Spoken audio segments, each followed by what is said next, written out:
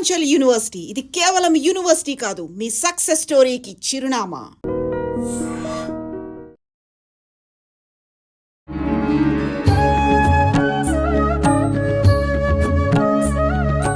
నమస్కారం, welcome to iDream. ధర్మ మార్గం విత్ విజిత కార్యక్రమానికి స్వాగతం. ప్రస్తుతం మనతో పాటు ఉన్నారు ప్రముఖ జ్యోతిష్య వాస్తు పండితులు, లలిత ఉపాసకులు శ్రీ శ్రీ శ్రీ నానాజీ పట్నాయక్ గారు. ఇప్పుడు వారితో మాట్లాడి మరిన్ని విషయాలు తెలుసుకుందాం. నమస్కారం అండి. శ్రీమాత్రే నమః. మీరు చాలా సందర్భాల్లో చెప్పడం జరిగింది, అంటే ఎక్కువగా మీరు లలిత అమ్మవారి ఆరాధన చేస్తుంటారు కాబట్టి ఏదైనా ఇబ్బంది వచ్చే ముందుగానే అమ్మవారు స్వప్నంలో తెలియజేస్తుంది అని చెప్పడం జరిగింది. తర్వాత ఆ సమస్య వచ్చినప్పుడు నువ్వు ఏ రకంగా దాన్ని సాల్వ్ చేసుకోవాలి, ఆ పరిష్కారం కూడా అమ్మవారే తెలియజేస్తుంది, అంటే ఒక సమాధానం ఇస్తుంది అని చెప్పి కూడా మీరు చెప్పడం జరిగింది. ఏ రకంగా అసలు నిజంగా స్వప్నంలో అనంటే కళని కలగానే వదిలేస్తాం కానీ దాన్ని నమ్మటం అనేది చాలా తక్కువగా ఉంటుంది. మరి ఎలా నమ్మొచ్చు అంటారు? ఉపాసనా మార్గము అనుష్ఠానం చేసేవారికి, నాకనే కాదు ఎవరికైనా, మీకు ఇక ఎవరికైనా వస్తుందండి. అందరూ ఒకటే భగవంతుడి దృష్టిలో. కాకపోతే ఏంటంటే మీరు ఎంత లోతుకి వెళ్ళాలంటే, మీరు ఈరోజు ఒక ప్రసాదం పెట్టారనుకోండి అమ్మవారికి, మీకు అర్థమైపోతుంది మీ మనసుకి, అరే ప్రసాదం అమ్మవారికి ఇంకొంచెం తీపి ఎక్కువ వేస్తే బాగుంది అనుకుందేమో అమ్మవారు అని అనిపిస్తూ ఉంటుంది. చాలామంది ఈ ప్రసాదం విషయంలో కూడా తినదు కదా ఎందుకు పెడుతున్నాం అనిపిస్తుంది. ఇప్పుడు చిన్న ఎగ్జాంపుల్ చెప్తాను. ఒక పేపర్ మీద మీరు ఒక పద్యం రాసామనుకోండి, మీరు కొంచెం చూసి బై హార్ట్ చేశారు. బై హార్ట్ చేశాక అక్షరాలు అక్కడే ఉన్నాయి కానీ మీ మైండ్లోకి వెళ్ళేయలేవు. ఎట్లా వెళ్ళేయండి, అక్కడే ఉన్నాయి కదా అంటే అది ఎలాగైతే వెళ్ళిపోయిందో మీ మైండ్లోకి, ప్రసాదము కూడా అలా తీసుకుంటుంది అమ్మవారు. అర్థమైంది? ప్రసాదం దగ్గర ఉంది కానీ వెళ్ళిపోయింది. అట్లా అక్షరాలుగా ఉండి వెళ్ళినట్లే. అలా మనము అంటే ఒక ఉపాసన చేసినప్పుడు ఆ ఉపాసన ఏ స్టేజ్లో ఉండాలంటే, మీకు ప్రతిదీ అమ్మవారు చెప్పాలి అంటే, ఒక తల్లి బిడ్డ గురించి ఎలా ఆలోచిస్తుందో. ఇప్పుడు మీరు ఇక్కడ ఉన్నారు, మీ పిల్లలు ఏదో కాలేజీకి వెళ్ళొచ్చో లేకపోతే స్కూల్కి వెళ్ళొచ్చో, మధ్యాహ్నం 3:30కి ఇంటికి వచ్చాక వాడు తిన్నాడా లేదా, అమ్మాయి తిన్నాదా లేదా, అబ్బాయి తిన్నాడా లేదా అని మీకు ఒక ఆలోచన ఉంటుంది. ఓకే, ఫోన్ చేయొచ్చు, మీ మదర్ని అడగవచ్చు, మీ ఇంట్లో వాళ్ళని అడగవచ్చు, లేదా మీ పిల్లల్ని అడగవచ్చు ఫోన్ చేసి తిన్నవా లేదా. మీకు ఎందుకుంది అది? మీ బిడ్డని మీరు ఫీల్ అవుతున్నారు, అవునా కదా? అలాగ ప్రతి జీవుడు కూడా ఉపాసనా మార్గంలో, అనుష్ఠానంలో ఆ స్టేజ్కి వెళ్ళగలగాలి. అప్పుడు ఏమైపోతుందంటే, మీరు చేసే ప్రతి పనిలో కూడా అయ్యో అమ్మవారు ఈ పని చేస్తుంటే తనకు నచ్చదు, నేను చేయను. ఒక అబద్ధం ఆడాలన్నా భయపడతాం, ఒక పని చేయాలన్నా భయపడతాం. భయపడ్డామంటే నా పక్కనే ఉంది చూస్తుంది కదా అంటే, ఒక మనిషి ఇప్పుడు చూడండి, ఒక తండ్రి పక్కనే ఉన్నప్పుడు పిల్లవాడు ఒక ఎంగేజ్లో ఉన్నప్పుడు సిగరెట్ కాల్చాలంటే భయపడతాడు, అది తండ్రి చూస్తున్నాడు అని. అట్లాగే అమ్మవారు చూస్తుంది కదా, నేను ఈ పని ఎందుకు చేయాలి అనే స్పృహలో ఉంటాడు. అప్పుడు అంత దీనికి వెళ్ళిపోయినప్పుడు ఎలా ఉంటుందంటే, మీరు ఒక పూజ గదిలో కూర్చొని అనుష్ఠానం అంటే, మీరు ఒక మంత్రం చదివారు, ఉదాహరణకి శుక్లాంబరధనం అని గణపతి మంత్రం చదివారు, లేకపోతే ప్రాణప్రతిష్ఠ మంత్రం చదివారు, ఆవాహన మంత్రం చదివారు.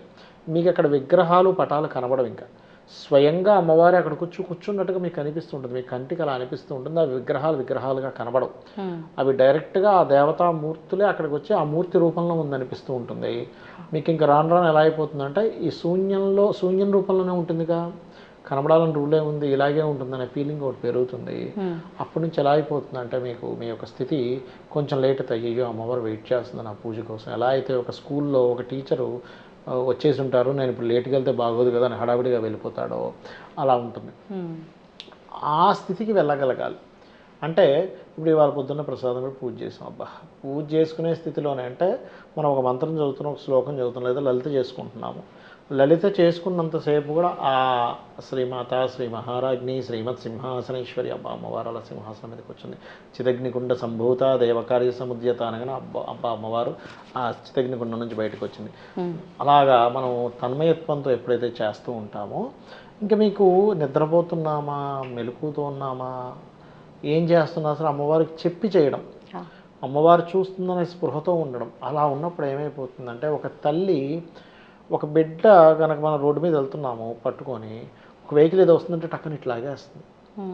అలాగా ఆ స్థితికి వెళ్ళిపోయినప్పుడు మీకు రాబోయేటువంటి సమస్య, మీకు రాబోయే కష్టము మీకు ఏంటి అనేది ఆవిడ దగ్గరుండి చూసుకుంటుంది. అయితే ఇక్కడ చాలామందికి సందేహం అనిపిస్తుంది, మహాభక్తుడండి కానీ ఏంటో పుసుకొని చచ్చిపోయాడు అంటూ ఉంటుంది. నీ దృష్టిలో శరీరమే నీకు గొప్పది, కానీ అంత ఉపాసకుడికి ఇంకొక గొప్ప జన్మలోకి తీసుకెళ్తుంది. ఇప్పుడు ఒక క్లాస్లో ఒక అబ్బాయి బాగా చదువుతున్నాడు, అసలు 4th క్లాస్లో జాయిన్ అవ్వాల్సిన అవసరం లేదు, 5th అయితే బాగుంది, టీచర్ వెంటనే పక్కకి పంపించేసింది. అంత మాత్రం చేత ఈ క్లాస్ నుంచి బయటికి పంపించేసిందని అంటే దాని అర్థం ఏంటి అసలు? ఉన్నతం వైపు తీసుకెళ్ళింది. అలాగే చాలామంది మిస్కన్సెప్షన్ ఏంటంటే ఇన్ని పూజలు చేశాడు, ఆయన శివాలయంలో గొప్ప పూజారి, లేకపోతే ఇన్ని చేసుకుంటాడు, ఆయనకి జబ్బు రావడం ఏంటి, ఆయన ఇట్లా అర్ధాంతరంగా చచ్చిపోవడం ఏంటి, నేను ఇంత చేస్తుంటే ఇలాంటివి జరిగాయి ఏంటి అనుకుంటూ ఉంటారు. ఇక్కడ ఏంటంటే నీ యొక్క మైండ్కి అందినటువంటిది కేవలం ఈ భూమి మీద ఇక్కడ అనుభవిస్తున్నటువంటి భోగాలు ఏవైతే ఉన్నాయో ఇదే గొప్ప అనుకుంటున్నావు, కానీ ఇవి గొప్ప కాదు అని మనకి శ్రీకృష్ణ పరమాత్మ కూడా చెప్పాడు.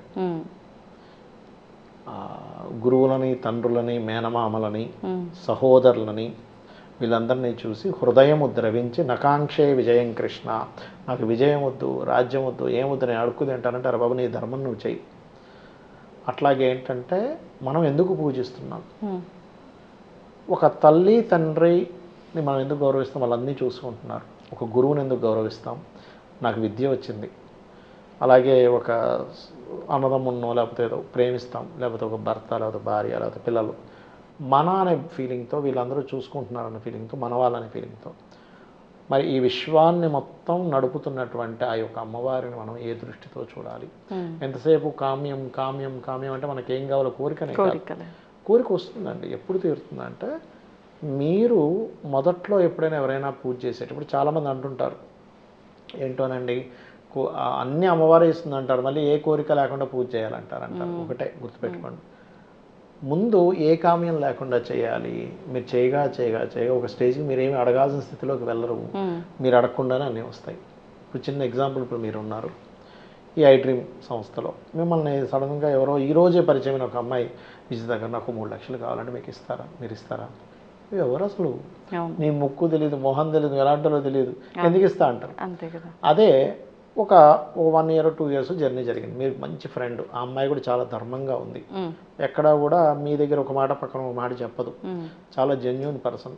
మీకు సడన్గా ఎందులోనో డబ్బులు కలిసి వచ్చాయి, ఆవిడకి ఆ ప్రాబ్లం ఉందని తెలిసింది, 1 లక్ష ఇవ్వాలనిపించింది, అప్పుడు ఇస్తారా ఇవ్వరా? ఇస్తాం.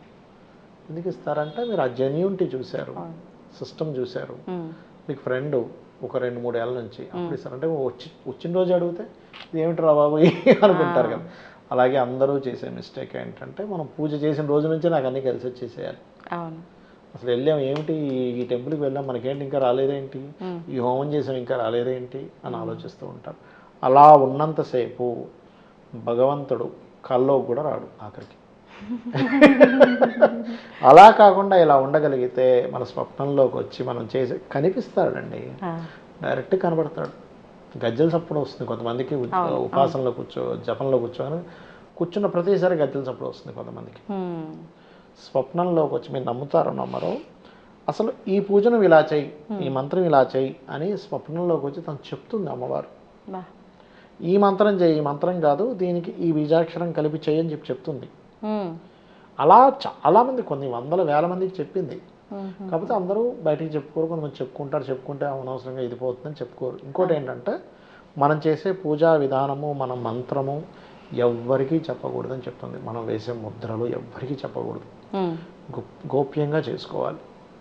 అంతేగాని అందరికీ చేసేసి నేను పలానా ఈరోజు ఈ నైవేద్యం పెడతా, ఆ రోజు ఆ నైవేద్యం పెడతా అని చెప్పకూడదు. ఎందుకంటే ఇప్పుడు మీరు ఉన్నారు, ఉదాహరణకి మీరు ఒక స్నేహితుల ఇంటికి వెళ్ళారు, ఒక ఆవిడ ఉంది ఎవరో, ఇంటికి వెళ్ళినప్పుడు వెళ్ళి వస్తున్నారు, ఆవిడ ఏదో పాపం టిఫిన్ పెడుతుంది, లేకపోతే మీకు ఏదో సమోసా పెట్టిందో టీ ఇచ్చిందో, ఆవిడ అందరికీ నేను విజిత వస్తే నేను పెట్టినాను తెలుసా అని అందరూ చెప్తున్నారు. ఇచ్చి ఏంద్రా ఇది ఎక్కడ కొడవరా, ఆవిడ దగ్గరికి పోతే అన్నీ చెప్పుకుంటుందా నాకు పెట్టినా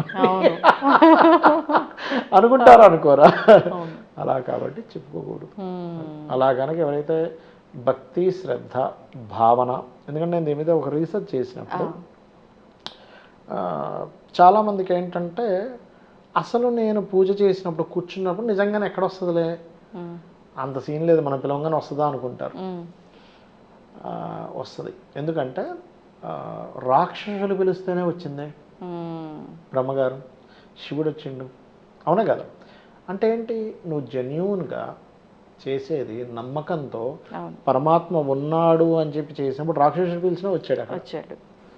మనం మనుషులం, ఎందుకు రాడు? కాకపోతే మనం నమ్మకంతో చేయట్లేదు.